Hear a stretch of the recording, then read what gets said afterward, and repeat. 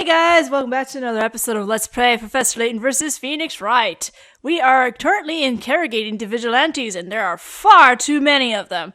But, vigilante number 4? It looks like vigilante number 4, because 3 of them look the same, and then they're next to the captain, so I think this is number 4. He recalls something, so we're going to find out what he remembers.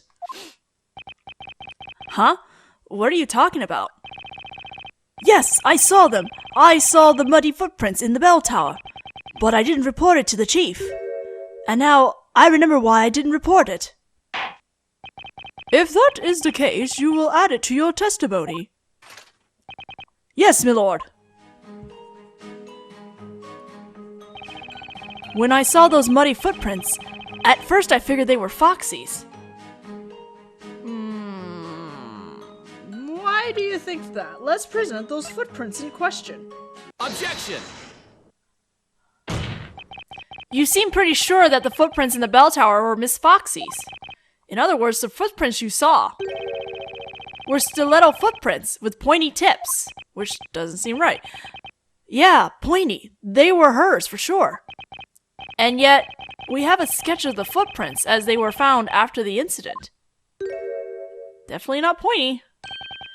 Ooh, those footprints, they have rounded tips. So you see, Mr. Lywood, your testimony contradicts the evidence.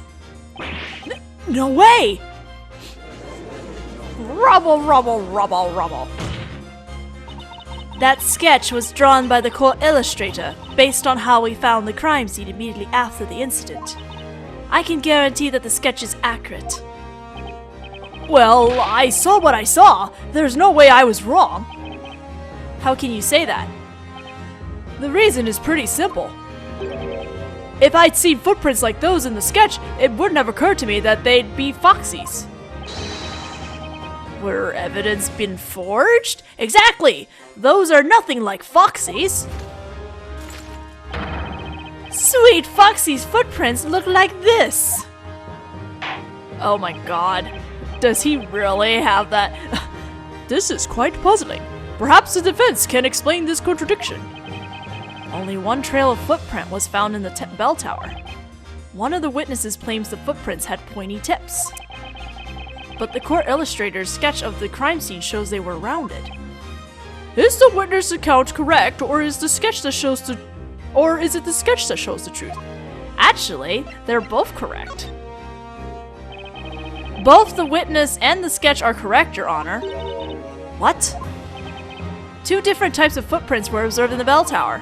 Now, if neither party is mistaken, it means that 2 trails of footprints were left on the stairs. Objection! It's so obvious I shouldn't have to mention it, but if you trust that the sketch presents the facts accurately, there was only one trail left on those steps, and you can see it quite clearly. Objection! Actually, it's possible the sketch is showing 2 trails. And how would that be? Let's organize this evening's events on the timeline. Mr. Lywood discovered the footprints soon after the rain stopped. Which means that at that point, someone had already entered the bell tower. I'm about to sneeze. Give me a second. Or not! Oh! I hate that when your, nose is twitching and wants to sneeze, but you end up not sneezing. Anyway, yes, that would be the case. The footprints that were observed then had pointy tips. And then, sometime later, another person went up those stairs. But that person left different footprints. Footprints that had rounded tips. Oh! I think I can see where this is going. I'm glad you follow, Your Honor. You see, the second person walked on the footprints that had already been left, perfectly covering them as they went. What? This explains why only one trail of footprints was left. Objection! Preposterous. That's just too far-fetched. What makes you say that? Even we can tell you that much! There's no way that there were 2 intruders!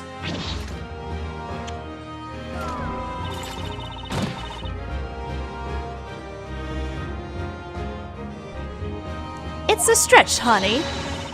If anybody ate them as a witch, it was invisible. I don't know what he's saying still.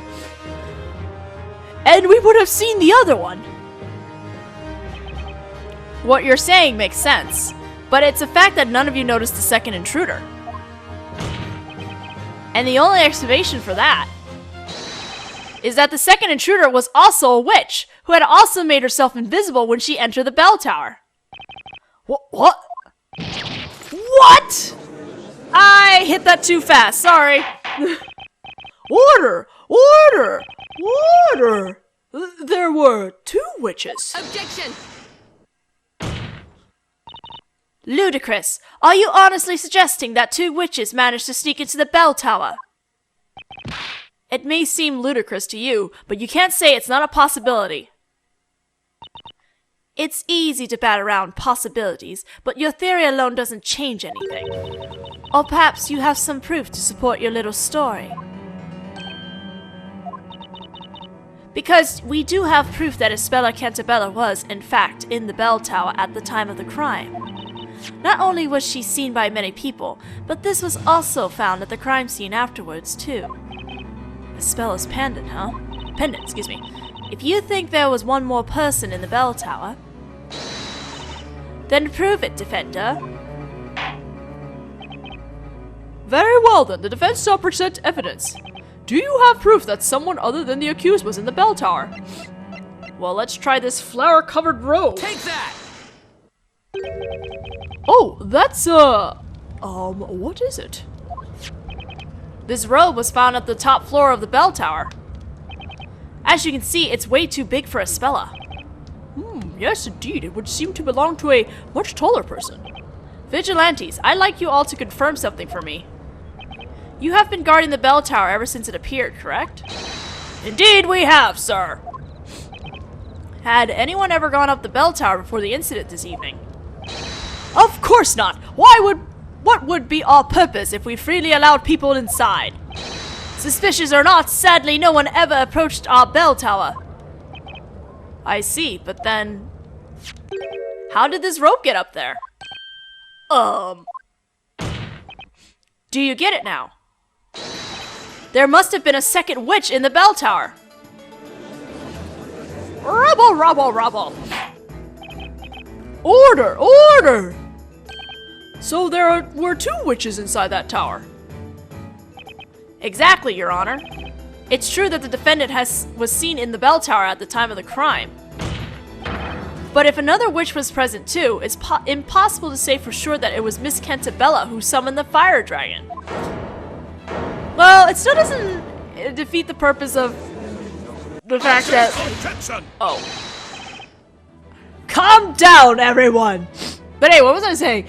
I think regardless of the situation, Isabella is still a witch, and, well, witches are to be burned. We must not let this defender confuddle our understanding of the situation! It was the great witch Vizela that summoned the fire dragon. I am gonna expose ya for what she is! We've braved fierce rapids, scaled high mountains, and crossed vast plains to testify in this court and expose the great witch. Did you now? What are they talking about? You'll know soon. High Inquisitor Darklord, permit us to testify again! Oh boy. You believe you can reveal the truth about the accused? Yes, Lady Darklaw! We may be just a bunch of commoners, but we shall offer you our testimony with passion, purpose, and plausibility. Let us speak now, for the sake of Labyrinthia! Oh man, for the sake of my sanity, please don't speak. Permission granted. May your words be as sharp as swords, and cut through all lies and fallacy straight to the truth. I want to cosplay her one day.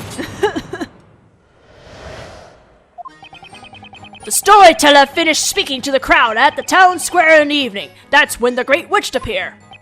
I still cannot forget the sound of that terrible incantation. It was undoubtedly that girl's voice. We ran towards the tower as soon as we saw her, keeping our eyes on her to make sure she didn't escape. We split into two groups at the entrance. One group to guard it, the other to chase down the witch. I was in the first group. I was one of the pursuers. I ran into the tower and caught the witch. There was no one but us at the crime scene. We captured the girl. There was nowhere for anyone to hide there. There was no other witch, I'm sure of it.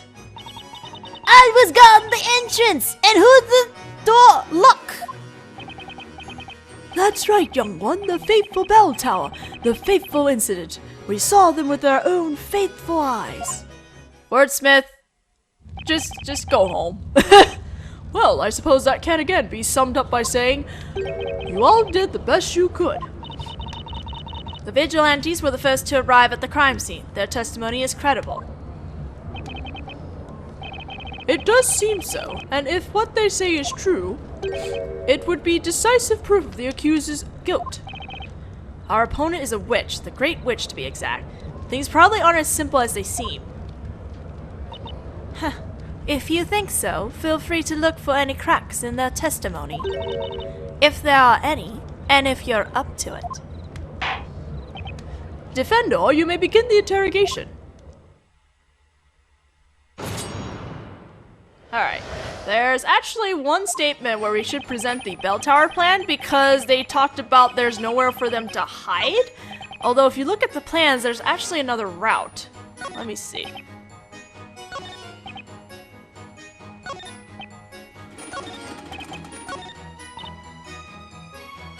Okay, so we presented the plans. Objection! The eyes of the whole town were on the bell tower, and the entrance was locked. Witches may be able to make themselves invisible, but they can't physically disappear. Which means it's not unreasonable to suggest that escaping from the bell tower was nearly impossible. However, hiding themselves after the incident is a different story. That's the sketch of the bell tower, isn't it? Most fascinating. Well, Defender, how about you show us? Enlighten us as to where exactly the witch could have hidden. Well, up here. Okay. Come on. Let me. There we go. Got it! She hid here, of course, at the very top of the bell tower. Objection! It may seem like a possible place to hide. However, that part of the bell tower is inaccessible to anyone. The stairs don't go up as far as the belfry. Objection! Yeah? High Inquisitor Darklaw, we're talking about a witch here. A witch can do lots of things that are impossible to us with the use of magic. Way to go, Wright, thinking just like the villagers. Ah! If you were a true knight of the court, you'd show us evidence rather than trying to justify your vague theories with the use of magic. Ah! She kinda has a point, Nick. How else could someone get to the top of the bell tower? There has to be a way. Was it magic or something a little more plausible? Whatever it was, I need proof. It's getting late and I can see no point in dwelling on this. Defender, you may continue the interrogation. Darklaw's thinking deeply over there. Anyway, now I gotta go find someone else to press. There was no other witch, I'm sure of it. Let's press. Hold it! A witch could have used magic to remain unseen. Sorry to disappoint you, but no one used any magic at that time. What makes you so sure? To cast a spell, a witch needs to say that spell's incantation. And we've heard no incantations, nor any other suspicious noise. Oh, whoa, a lot of people suddenly just started talking. Who?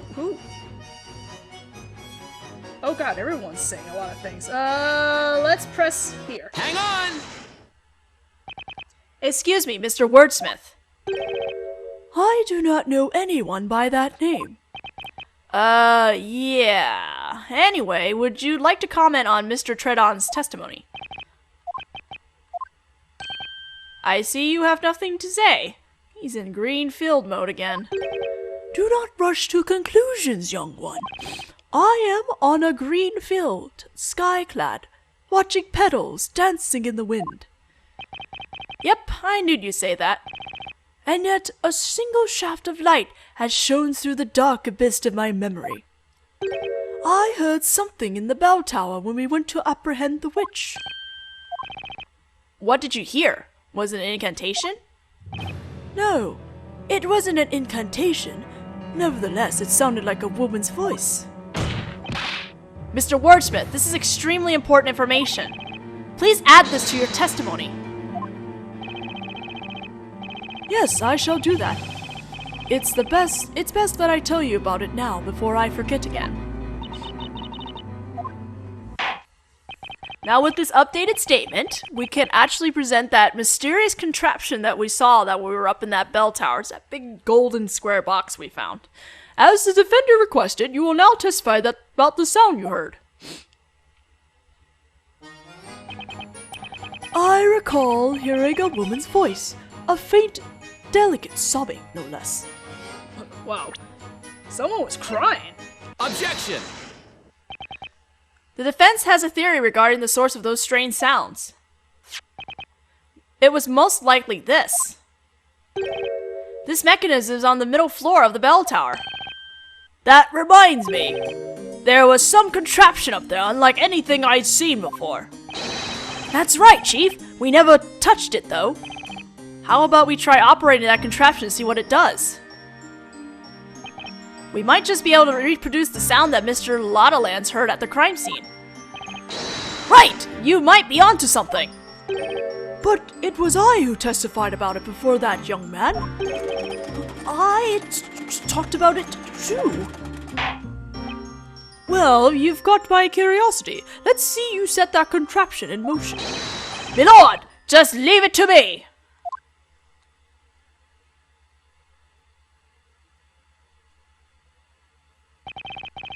Get ready, everyone! Prick your ears!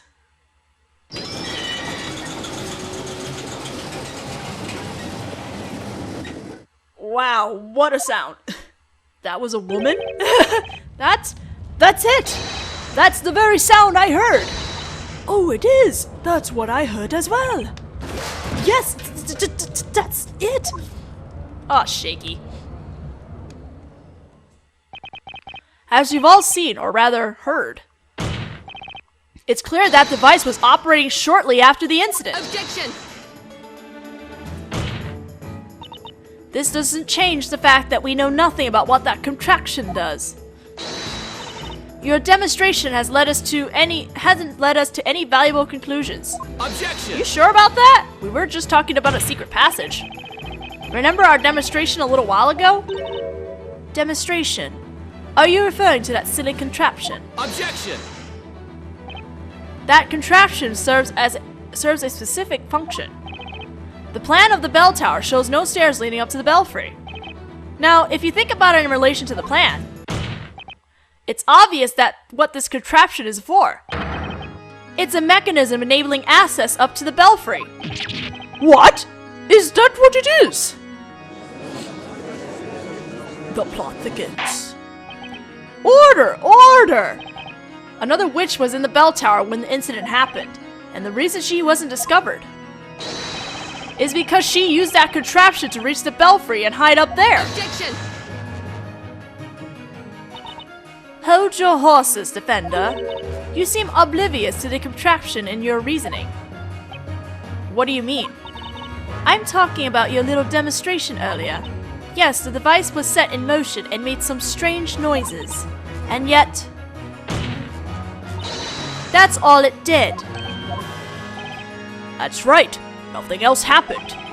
If it was a device for accessing the top of the tower, then why didn't it take us there? Ergo, that contraption is of no relevance to this case. Which brings us back to our erstwhile conclusion that there was no other witch. Objection! It's too early to say that, High Inquisitor. And why is that? Sure, our demonstration didn't show it, but maybe the device didn't work because it wasn't used correctly. What? Why do you think so? My reasoning is simple. Let's just say it would be troublesome if just anyone could go up and sound that bell. So it's reasonable to assume that access to the belfry would be restricted. In other words, that a special key would be needed. A key. And I think I know just what key it is. What that key is, excuse me. Before I ask you to present evidence, I'd like to summarize your theory. You believe that there was another witch in the bell tower at the time of the incident, and that the witch used a contraption within the tower to make her way up to the belfry and hide there. Your whole theory rests solely upon that contraption. If it doesn't allow access to the belfry, then your reasoning is completely wrong. I'm sure you know what that would mean for a speller. Your mistake would seal her fate. Yes, I'm aware of that. Alright then, the defense shall prove its theory. Show us this key needed to operate the contraption in the bell tower. It's the pendant. Take that! Because if you remember, when we opened the contraption, there was an engraving inside that looked like a little spot for this pendant. The key to the contraption is this pendant. That belongs to the accused, doesn't it? That's right. We found it at the crime scene. Now, if we take a look at the bottom part of the contraption, there you go. There's a depression here about the exact same size of the pendant. Oh, yes, I remember it. A hole in the shape of that pendant. But I don't get it. Why would that pendant be the key to the bell tower? I don't know either, at least not for now. But the point is, it definitely is. With this pendant, we should be able to operate the contraption and access the belfry.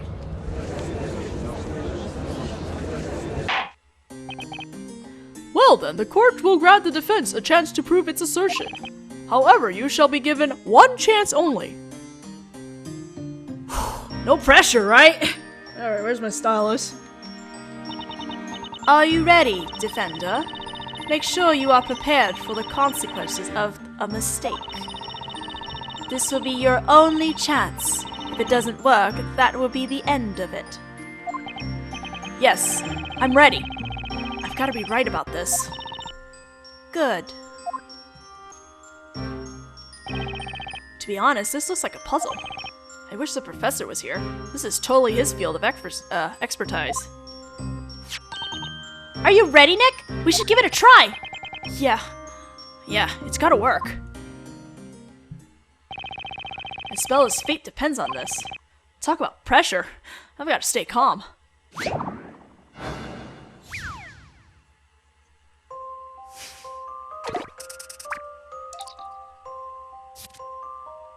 Ooh, 70. Pendant light is reflected by the blue gems on the circumference of the gears of the machine. Each gear will rotate 90 degrees when turned. Rotate the gears to align the blue gems and redirect the light.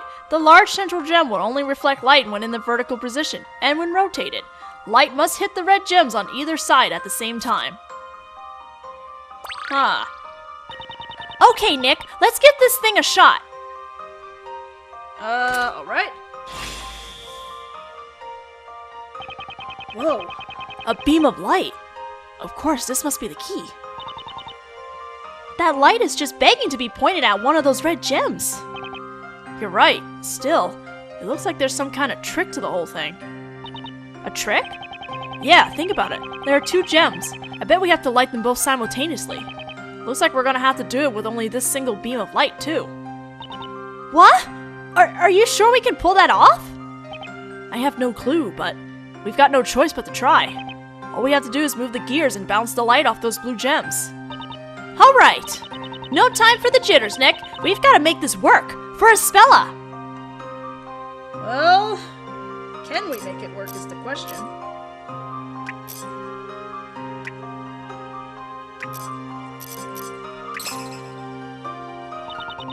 Did you see that? It lit up, like, for a second. Yeah, it did, but that was only one gem. What gives? Nothing's happening. What exactly did you expect? The gems must be lit simultaneously. Now, how would you know that? But there's only one light. It's impossible. Indeed.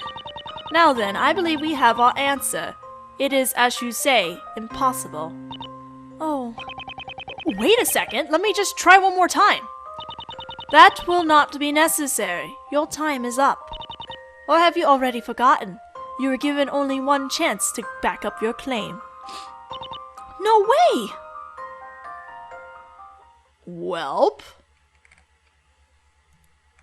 That's totally unfair.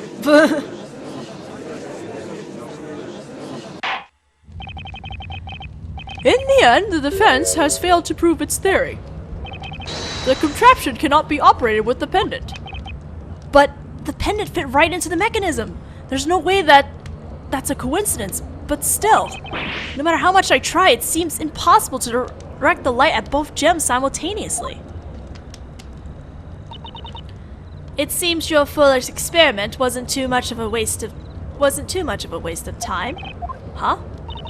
While you were tinkering with that contraption, the accused regained consciousness. Oh, Espella! Is she okay? Well, despite seeming a bit confused, she's in better shape now.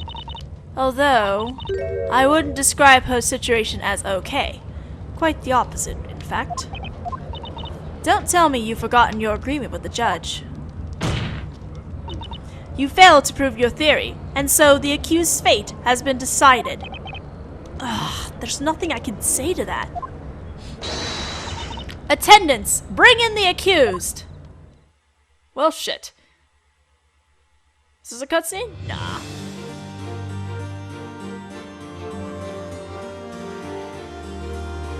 Espella, are you okay? Are you yourself? Accused, the trial has reached its conclusion in your absence. The court shall now announce its verdict. The verdict. You are the Great Witch, and your true name is Bezella. This evening, a terrible crime took place. You killed your father, the storyteller, using the spell Grandworm. Does the accused have anything to say? Yes, I am Bezella, the one that brought calamity upon this town.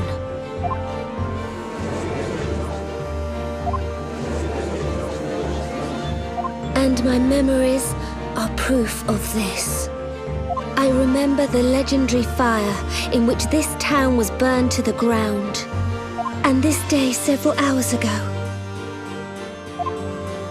I summoned a fire dragon and took my own father's life. There is no doubt that the Great Witch is a part of me. I understand. Hold it! No, Espella, you can't! Don't say that! Did you happen to notice something that was on her wrist?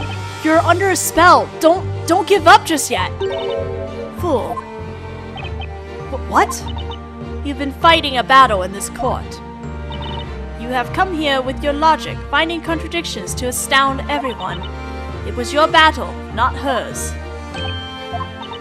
So, how can you be telling her not to give up when you have already dropped your sword? If you are a true knight of the court, you will fight your battle to the end. Why is she telling me this? It almost sounds like she's encouraging me. Is she waiting for something? No, it's okay, Mr. Wright. Ever since I was little, I can only remember being all alone. But that's not really true. There were people who were dear to me and memories that I cherished. At least, I think there were. But I've already lost all that. They were taken from me the moment I became Bezella. Poor Espella. Since then, I started working at Aunt Patty's bakery. I met Mr. Wright, Maya, Mr. Layton, and Luke. The four of you did all you could to help me. I am truly happy to have met you. But blame for the Great Witch's crimes rests solely on my shoulders. So let's put an end to this now. Bezella must not remain in this town. Thank you, Mr. Wright. Look at her arm. Espella. Well then, it's time for the final verdict. Think, Phoenix, think. Isn't there anything I can do? I just need something. Anything that could offer even a single glimmer of hope in this darkness of despair. There's gotta be something, right?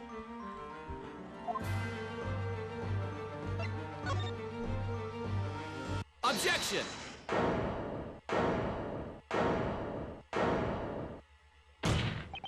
Your Honor, please hold off with the verdict. And we're going to have to hold this off until the next video because we've run out of time for this one. But I'm pretty sure you guys have figured out what the problem is here. We have a pendant, but you notice that Espella also has a pendant on her wrist still? Yeah, isn't that strange? But anyway, we'll get to the next part of this trial and see what happens in the next video, guys. So I'll see you guys then. Bye-bye!